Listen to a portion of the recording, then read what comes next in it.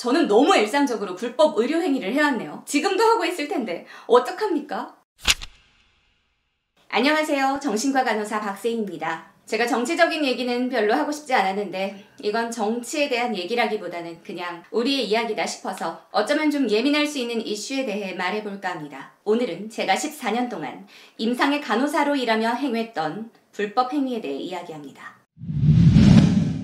불법 행위, 범법 행위, 위법 행위. 특히나 자신이 저지른 것에 대해서 말하는 것이 편한 사람은 없습니다. 잘하는 일이라고 자랑할 수 있는 사람도 일반적으로 없겠고요. 다만 제가 지금 이에 대해 이야기할 수 있는 것은 저는 현재 어디에도 소속되어 있지 않은 임상을 떠난 간호사이고 임상으로 돌아갈 생각도 없기 때문에 상사나 기관의 눈치를 보지 않을 수 있는 것이 첫 번째이고, 두 번째는 이것이 불법 행위임을 일부는 인지하고 일부는 인지하지도 못한 상태로 너무나도 일상적으로 행해졌던 일이었으며 지금 이 영상을 보시는 이 순간에도 병원에서는 일어나고 있는 일이기 때문입니다. 저는 제가 처벌받지 않을 거라는 걸 알고 있어요. 저를 처벌한다면 대한민국 대부분의 간호사들은 처벌을 받아야 할 것입니다. 단언컨대 간호사로 일하면서 불법 행위를 단 한 번도 해보지 않은 사람은 없을 거라고 생각합니다. 그러니까 이번 대한간호협회에서 준법 투쟁 이런 말 같지도 않은 투쟁을 하는 거겠죠. 오늘 제가 이야기하는 것들은 카더라, 그렇게 한다더라가 아니라 제가 직접 보고 겪은 것들만 할게요. 간협에서는 엑스레이를 간호사가 찍게 하는 병원도 있다고 하는데 저는 겪은 적이 없으니까 얘기 안 할게요. 수술을 대신하는 간호사가 있다더라, 대리수술, 이것도 제가 수술방 간호사가 아니라서 PA들이 수술방에서 어떤 거를 한다더라 하는 얘기는 병원 사람들이라면 다 아는 얘기지만 굳이 자세하게 언급 안 하겠습니다. 제가 본 거 아니니까. 제가 아주 일상적으로 했던 불법 행위 1순위는 체열입니다. 피 뽑는 거요. 저는 사실 이게 법으로 명시된 간호사 업무가 아니라는 것조차 이번에 알았습니다. 저 14년 동안 단 한 번도 임상을 떠나지 않았던 간호사 맞고요. 체열할 일 없는 부서에서 있었던 것도 아니고 하루에도 수십 번씩 사람 찌르고 다녀야 하는 병동 간호사였습니다. 근데 체열이 간호사 업무가 아니었다네요. 약간 배신감이 좀 느껴지던데요. 대학병원은 임상병리과가 있어서 임상병리사들이 체열을 한다는 얘기가 있죠. 임상병리사 있습니다. 제가 외과병동 쪽에 있을 때는 임상병리사 선생님들을 본 적이 있어요. 체열 처방이 정규 체열이랑 새벽 체열, 수시 체열이 있는데요. 이 중에 정규 체열이라는 건 임상병리사 쌤들이 와서 피를 뽑아 가셨습니다. 전 되게 고마웠어요. 우리 일을 좀 도와주는 그런 거라고 생각했거든요. 근데 그것도 락티게시드 같이 냉장 검체에 있으면 하나하나 다 챙겨야 돼요. 임병에서 하다가 페일하면 담당 간호사가 뽑아야 되고, 누락되면 어사인이 왜 안 챙겼냐고 혼나는 건 담당 간호사였죠. 그래도 전 고마웠어요. 어쨌든 체열하는 게 되게 일이거든요. 혈관 없는 환자들은 그게 또 한참 걸리고 계속 실패하면 욕먹고 다른 사람한테 부탁해야 되고 시간도 많이 잡아먹고 긴장도 되는 일입니다. 정규 체열이라는 건 말 그대로 아침 6시 반에 체열을 해가서 9시, 10시 정도 결과가 나오는 건데요. 사실 정규 체열이 그렇게 많지는 않았습니다. 대부분 다 새벽 체열이에요. 왜냐면요, 8시에 교수님들한테 아침 브리핑 해야 되는데 그 전까지 결과 노티해야 하니까. 전공의쌤들 입장에서는 교수님 랩은 아직 결과가 안 나왔습니다, 이럴 수가 없잖아요. 회진 전까지 결과가 나와야 주치의도 회진 돌면서 환자한테 오늘 이러이러한 상태입니다, 명확하게 설명을 할 수가 있고, 그러니까 새벽 체열이 대부분이죠.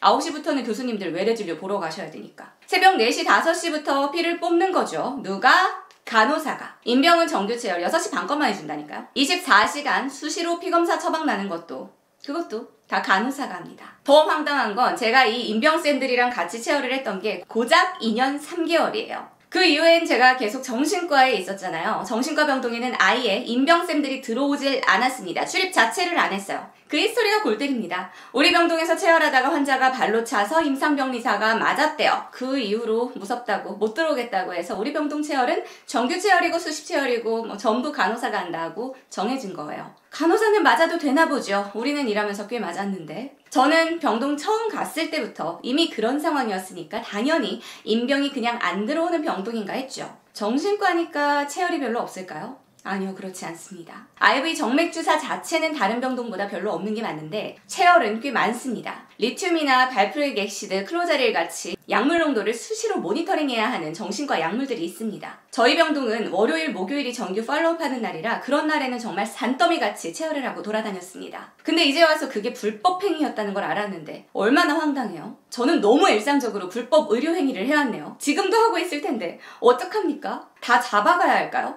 고발하세요. 잡아가세요. 다 잡아가면 그거야말로 의료대란, 의료 공백일 텐데요. 왜 간호사가 파업을 못할까요? 간호사가 전부 파업하면 진짜로 의료대란이고 의료 공백이 되거든요. 병원 안 돌아갈 걸 알거든요. 그래서 파업이 쉽지 않은 거죠. 처방 내는 거요. 대리 처방이라고 하죠. 저는 신규 간호사로 들어와서 프리셉터쌤한테 병원 전산 시스템 배우면서요. 간호 기록하고 와이키 치고 카덱스 쓰는 것만 배운 게 아니라 처방 내는 것도 같이 배웠습니다. 1년차 전공의쌤들 아이디랑 비밀번호는 아예 스테이션에 붙어 있었어요. 비밀번호가 바뀌면 우리한테 되게 당연한 게 인계하듯이 알려주고 그랬어요.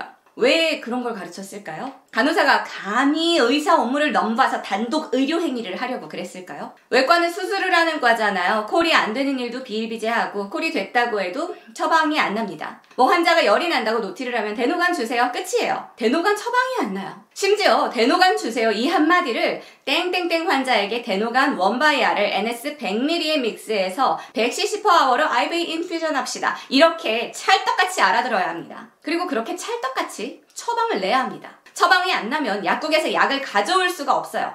약이 없는데 환자한테 어떻게 약을 줘요? 이런 걸 엄청 잘 포장해서 구두 처방이라고 하는데 원래는 구두 처방에 대해서 굉장히 까다로운 규정이 있는데 그건 그냥 인증평가용이에요. 평소에는 너무 당연하게 간호사가 처방해서 줄 거라고 생각을 하니까 제가 신규 때는 처방 내는 거가 무섭잖아요. 찰떡같이 못 알아들어서 잘못 내면 큰일 나니까. 그래서 노티하면서 약 뭐 주라고 하면 처방 주세요 하고 얘기를 하라고 프리셉터 쌤이 알려주더라고요. 근데 아직도 생각나는 게 제가 처방 주세요 하니까 갑자기 듣던 전공의 쌤이 막 웃으면서 왜 그래요? 갑자기 왜 그래요? 제가 처방 내야 돼요?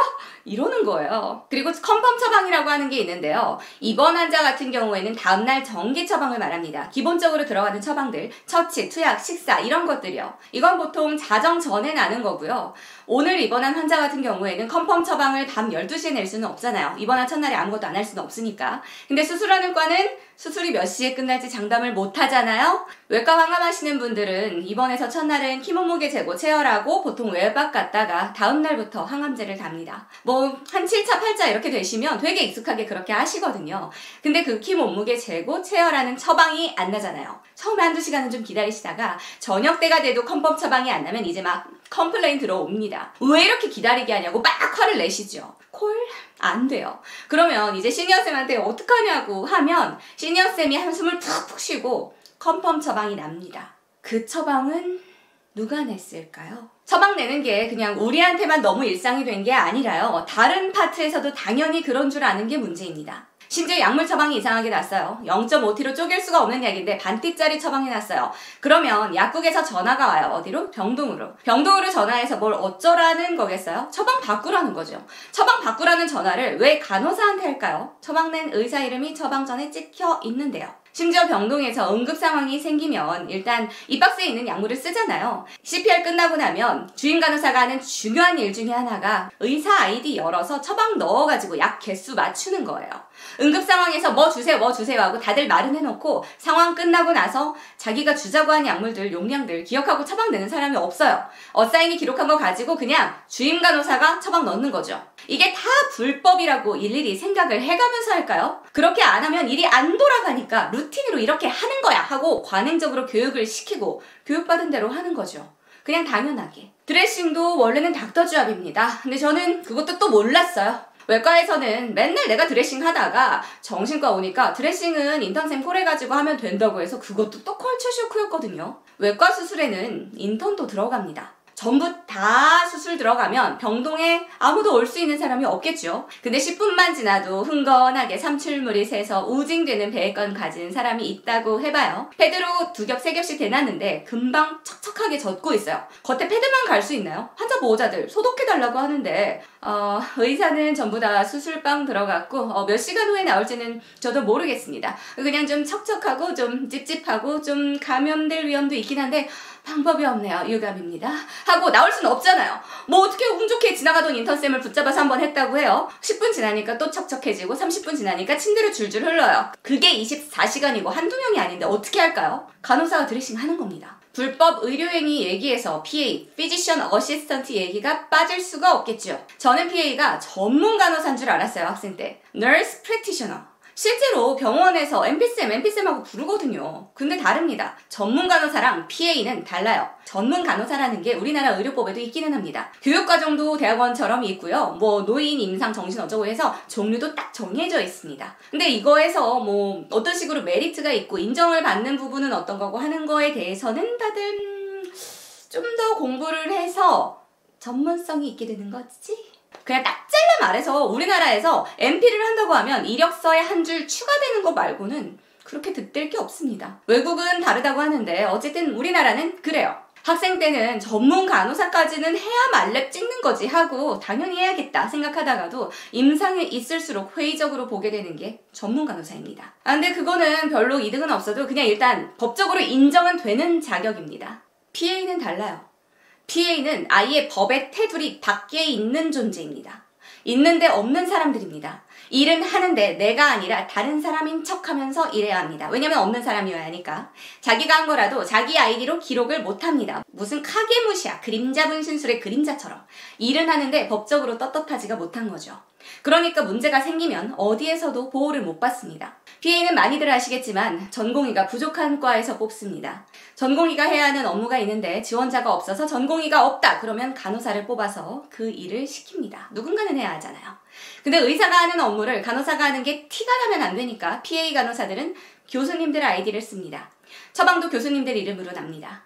수술 부위 드레싱 이런 건 당연히 루틴하게 하고 전공의들이 받아야 하는 콜도 받고 처방 내고요. 달고 다니는 명찰 자체는 간호사 명찰이지만 옷도 언뜻 보면 의사처럼 가운 입고 일을 합니다. 회진도 하고요. 환자 보호자들도 의사인 줄 알고 처치받는 경우가 많습니다.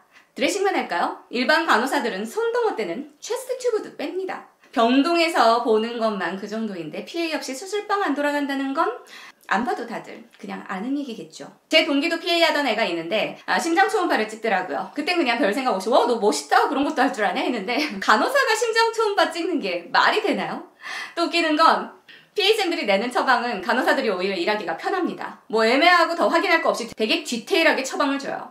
어떤 포인트에서 간호사들이 헷갈리고 당황할 줄 아니까 아주 아이러니하죠. 제가 얘기한 것들 중에 일부는 온갖 인증을 거치면서 지금은 표면적으로는 빠져나갈 구멍들이 생긴 게 많긴 합니다.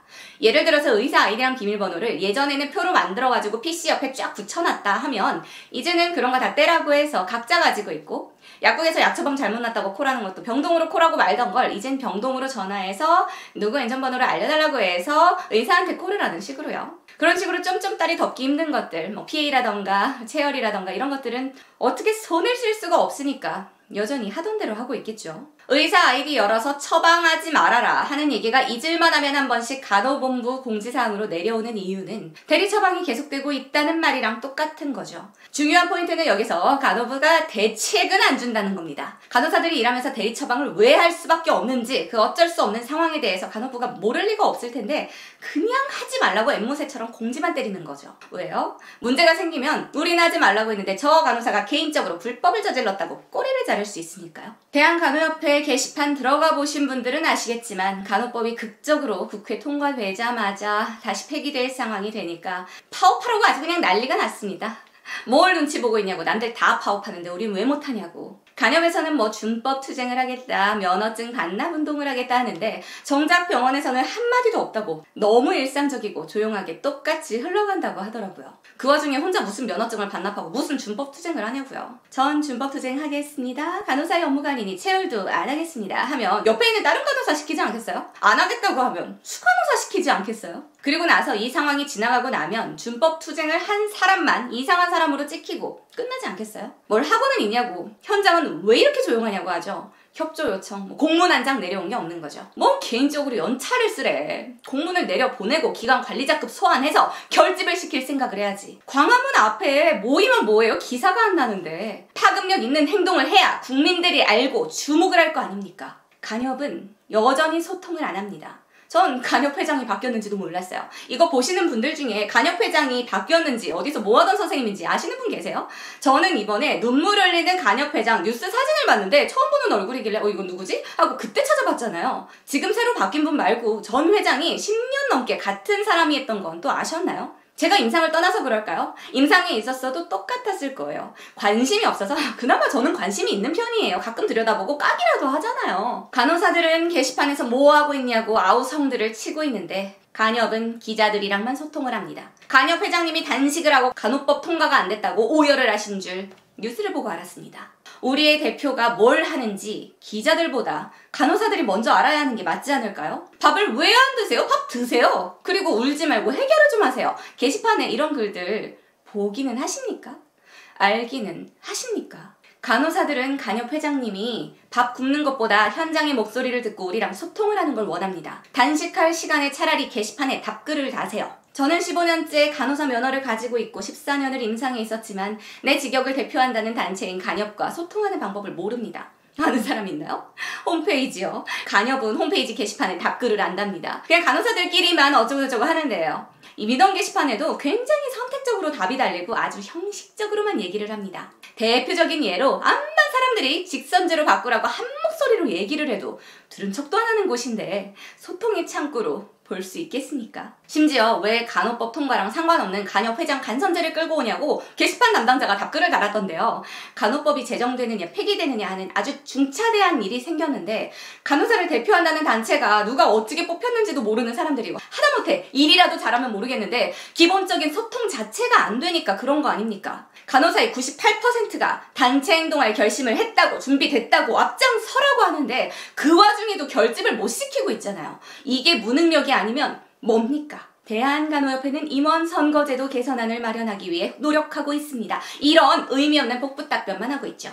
그 노력 이제까지 했으면 못하는 거 인정하고 직선제로 세대 교체하는 게 답이 아닐까 싶습니다. 간호사들을 대표한다고 하면서 간호사들 하는 소리는 안 듣고 본인들 뜻대로만 하고 있잖아요.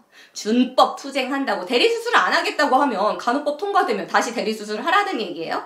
면허증 반납을 뭐 어떻게 하겠다는 건지도 모르겠고 누가 하고 있는 건지도 모르겠고 불법진료 신고센터라고 만들어 놓은 게시판은 하루 만에 트래픽 터졌다고 내일 접속하라고 그러고 다른 직역에서 우습게 봐도 할 말이 없습니다. 우리도 부끄러운데 딴 사람들이 보기엔 오죽할까요? 지금 13대 1의 싸움이다. 의사의 부당한 지시로 인한 간호사들의 투쟁이다 하면서 거의 진흙탕 싸움이 되어가고 있는데요. 저희 아버지 의사시고요. 간호조무사를 하는 친한 친구도 있고요. 제가 지금 병원에서 일하고 있었다면 같이 일하는 쌤들이랑 괜히 서먹할 것 같고 간호사라는 직군 자체가 정치적으로 이용당하는 것 같아서 굉장히 씁쓸합니다. 저는 이미 임상을 떠났고 병원으로 돌아갈 생각도 없습니다. 간호법이 간호사의 처우 개선을 한다고 한들 그 혜택을 저는 직접적으로 받지 못하겠죠. 하지만 저도 국민의 한 사람으로서 언젠가 간호사의 돌봄을 필요로 할 때가 올 것이고 가족을 맡겨야 할 때도 있을 겁니다. 인구수 자체가 줄고 있는데 이대로라면 앞으로 20년, 30년 후에는 정말 이 땅에는 간호사를 하겠다는 젊은이가 아무도 없을 거예요. 돌봄을 받아야 하는 인구는 폭발적으로 늘어나 있을 거고요. 이번 간호법 제정이 결국 없던 일이 되고 원점으로 돌아간다면 현장의 후폭풍은 더욱 세게 몰아칠 겁니다. 여긴 미래가 없다. 당연히 그런 생각이 들지 않겠습니까? 의료법 안에서 관행적으로 암묵적으로 애매한 법이 변두리를 들락거리던 간호사의 업무를 명확하게 하고 간호사의 희생과 착취로 굴러가던 의료구조의 체질 개선을 해야 하는 시기입니다. 지금이 아니면 언제 하겠습니까? 나중은 늦습니다.